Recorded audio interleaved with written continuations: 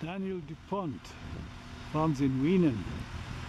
Quite an experienced ploughman, usually ploughs with a Kverneland plough, which is the plough of choice for match ploughing worldwide.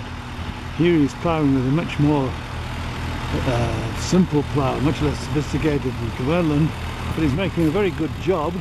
Obviously experience is showing, and he's going very, very well. He tells me he has a Kverneland plough at home, so he's finding this one a bit primitive compared to his Kverneland.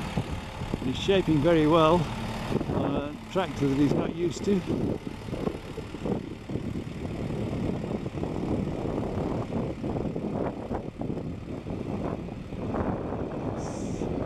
rough land, and there's a lot of stuff to put away and quite a large furrow. It's probably too wide a furrow for the depth of the ploughing. There's Daniel again, going very steadily, very smoothly, making a very neat job, I would say.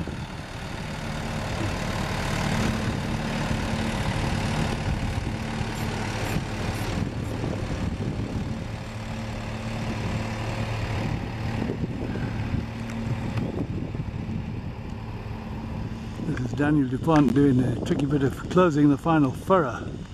Quite a job, because the neatness is marked as to how neat a furrow you finish, and we'll show you that in a moment.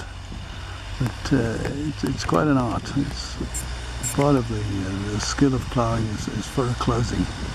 The whole object of the exercise is to leave the field as smooth and level as possible for ensuing operations, which is cultivating or planting, whatever. But the idea is to leave the field as smooth as possible.